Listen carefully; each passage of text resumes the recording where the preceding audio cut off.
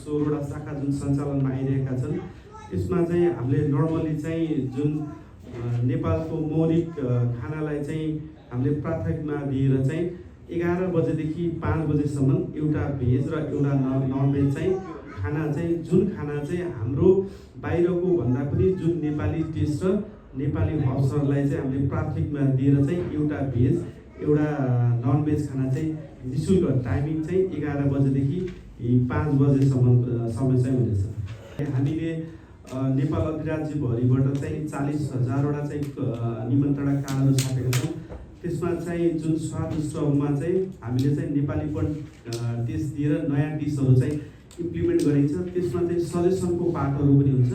त्यो सजेसनको पार्टहरूलाई चाहिँ हामीले चाहिँ ग्रहण गर्दै चाहिँ नयाँ मेनु इम्प्लिमेन्ट प्लस बिजनेसको पार्ट भन्दा पनि स्वदेशमै के गरौँ भन्ने एउटा चाहिँ स्लोगनै हाम्रो छ होइन।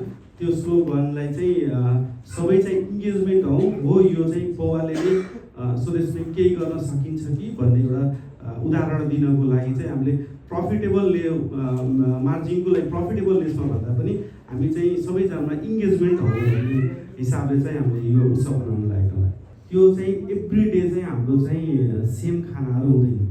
त्यो छुट्टा मतलब डिफ्रेन्ट खाना हुन्छ। नाम चाहिँ होला, नाम चाहिँ जस्तो इन्डियन खानाहरू हुन्छ। तर कस्तो भन्दाखेरि इन्डियन खाना खाँदाखेरि पनि तपाईँ पन्जाबतिरको होला, दिल्लीतिरको, मुम्बईतिरको तिनीहरूको उहाँहरूको इन्डियन स्पाइसेसहरू जुन उहाँले युज हुनुहुन्छ भने हामीले त्यही खानालाई नाम चाहिँ नाम हुनसक्छ तर चाहिँ हामीले चाहिँ कस्तो नेपाली हब्सहरू नेपाली प्रबन्धनको लागि राखेर जस्तो सबै इक्जामको लागि चिकन टिक्का सबैलाई थाहा भएको छ। तर हामीले चाहिँ त्यसलाई चाहिँ चिकन टिक्कामा इन्डियन स्पाइसेस युज गर्छ नि। हामीले चाहिँ जस्तो पौवा चिकन टिक्का भयो भने चाहिँ हामीले चाहिँ जस्तो यहाँको चाहिँ जस्तो मरुटहरू भयो अनि त्यसपछि हाम्रो ब्ल्याक पेपरहरू मरिचहरू भयो मतलब यहाँको रैथानेलाई चाहिँ यहाँको पर्यटन तर प्रबन्धन एज वेल एज किसानहरूको चाहिँ जुन हिमाली पहाडी भेगहरूमा उत्पादन हुने हब्सहरू जति पनि खानाहरू छन् छ्यानापेडाहरू जति पनि डिस छन् ती प्रत्येक डिसहरू चाहिँ रिपिटेड पनि हुँदैन र अनि त्यसपछि त्यो सबै चाहिँ नयाँ नै हुन्छ। अनि त्यो नयाँमा पनि हामीले चाहिँ